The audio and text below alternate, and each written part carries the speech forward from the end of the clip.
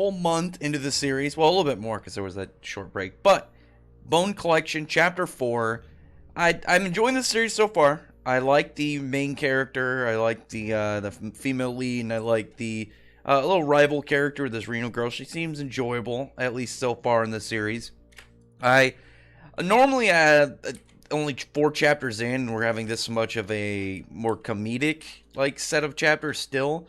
I would be a little bit turned off by it just because I want, when I get into a series pretty early, I want it to kind of get into a more story driven kind of point. But obviously, like, beginning of stuff, it's going to be more about just like getting the characters and all laid out, getting an understanding of the world, and the powers and stuff, the structure of like whatever organizations or any of that in the series. So can't complain too much. It's mostly just a little bit of waiting game. But with Bone Collection, we already did get a good couple little bits of character in the first chapter, in the second, and even in the third. So as of right now, we are getting little breadcrumbs, as we're going, which I enjoy. I like that they're, the author's doing that at the start of the series, just because it's getting me more invested and honestly a little bit more forgiving towards the comedic side of things. But and in the last chapter, we saw that Kazami was going off with girl Reno on a mission, and there was going to be another guy there. Like, I don't know if it's pronounced because it's Japanese, it's supposed to pronounce like Abe or something. I'm going with Abe, just because if it's going to be spelled exactly the same, unless otherwise straight stated or, given pronunciation, I'm just going to go with the easiest one that I know, like, obviously, ABE, Abe. So we're just going to go with that. But Kazami goes and does his thing. He's like distracting Pyra in the hopes that she'll, not tag along with his mission. He like makes her a bunch of food in the hopes that she'll just kind of like eat too much and won't be able to move and just kind of be completely sluggish and not be able to follow him. But she ends up taking a bunch of the food with her so she can kind of just stalk him. Obviously not very pleased over the Reno girl being there, who just seems entirely unhappy that she's even around. Because she does definitely has like an interesting personality.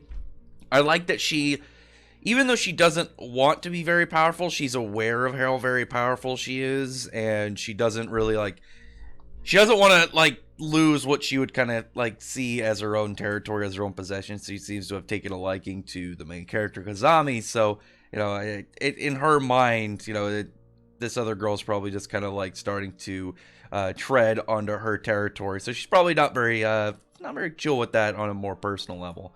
But from beyond that, we get a little bit of world building. We get a little bit of explanation when Reno is talking to Kazami and it's starting to talk about the yokai spell, because we know from the first chapter that's what the main character is good at. Like, you have all these different exorcist spells. He's only good at that one. Like, he excels at that one, but it's forbidden.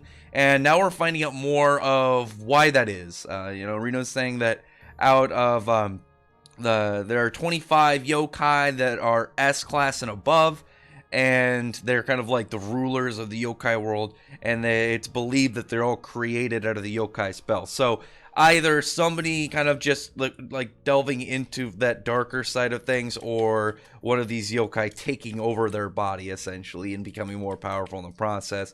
Seems to just be the whole layout of the series. So we're getting information of why exactly like the yokai spell is forbidden, why characters are always concerned whenever the main character like uses it, and what exactly makes it kind of stand out. Because not only is it very powerful, but we know that it's very risky, and knowing like, hey, most of pretty much all the really, really dangerous yokai that we have to deal with are all, originate from this spell. So we don't need another one. So don't use it. It's completely understandable when you're given this kind of information. And I do like that. Like, we're only 4 chapters in, but we're already given like a very like straight in our, in the reader's faces of explaining like, this is why you are not supposed to do this. It's not like we got it hinted in the previous chapters, but already it's just directly given to us, so we can understand exactly like why this is such a big deal, which I enjoy.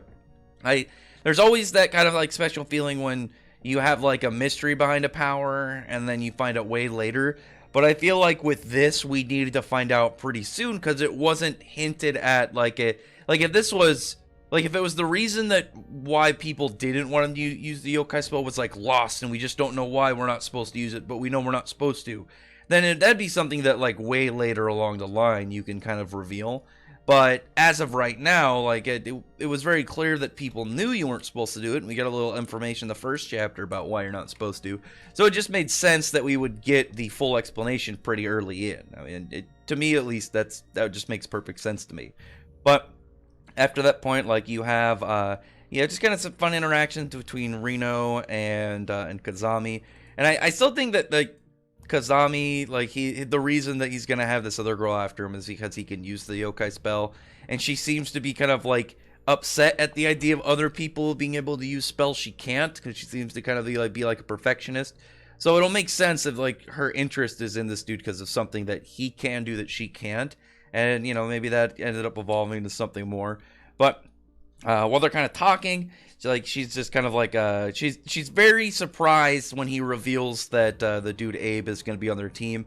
We don't know why he's a big deal. I think it was stated that he's like from like he's like a pretty highly ranked guy.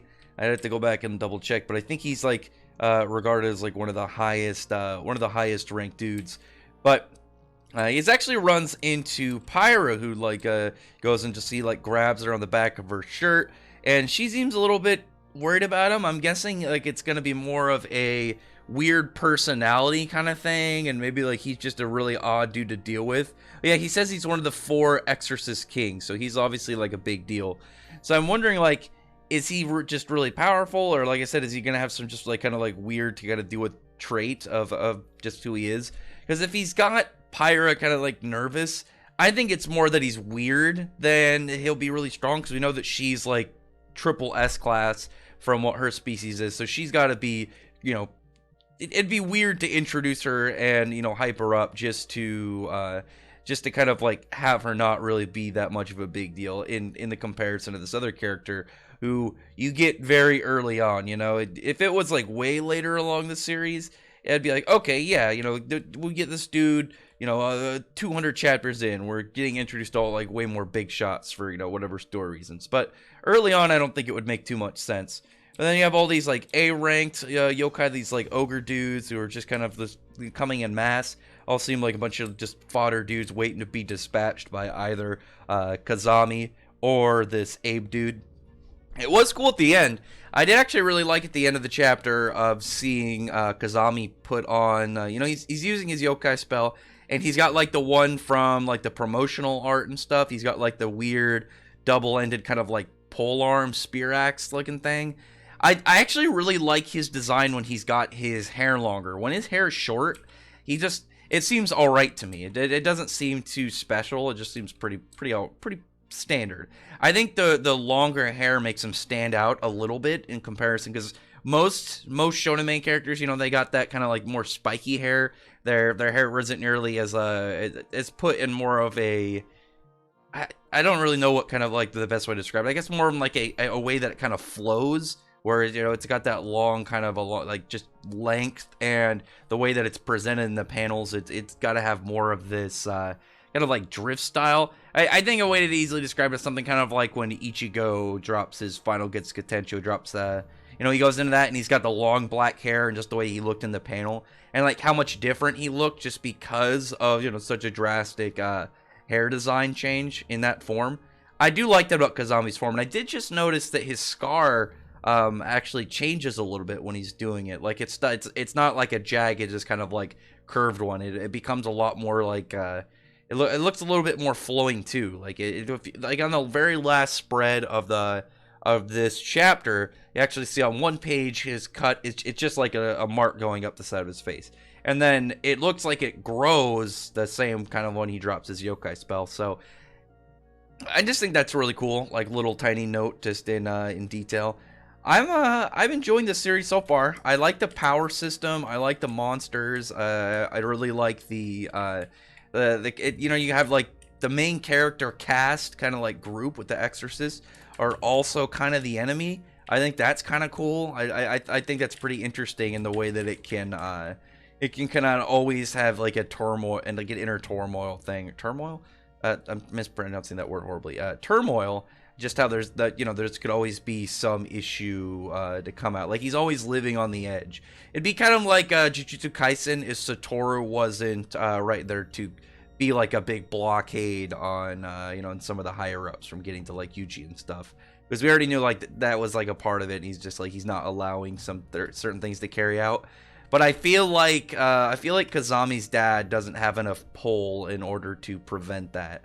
But we'll see. I mean, the series is still pretty young. Maybe he does. Maybe and his brother combined will be able to be like, hey, f off, go away, don't bug this fella. But anyway. Other than that, though, comment below. Tell me your thoughts are about this chapter and this series as so far. I mean, 4 chapters is still pretty solid. But, yeah, other than that, though, comment below. Thumbs up the video from the like button, subscribe button, and check out my other videos. But other than that, I appreciate everyone's already subscribed, and I thank you all for listening. Bye.